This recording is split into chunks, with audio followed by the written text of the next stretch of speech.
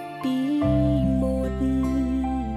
ទន្ទិញឡើងស្ទាត់គេนุ่ងល្អគ្រប់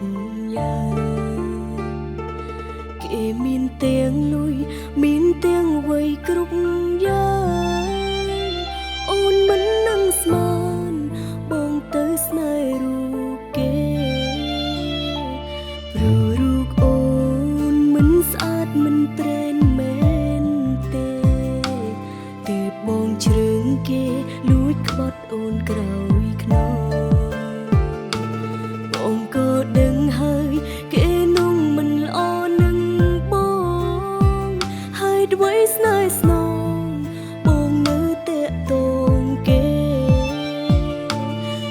ម្នាក់នោះមិនស្មើដូចបងគិតទេសុំចិត្តនាងមេប្រែបកក្រោយវិញទៅគេម្នាក់នោះ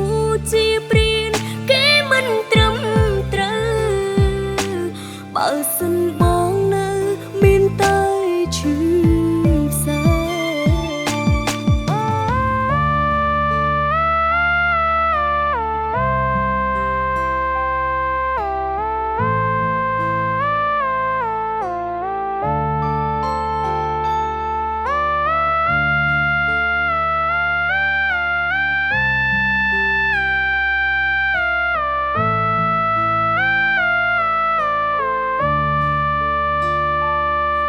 រូបអូ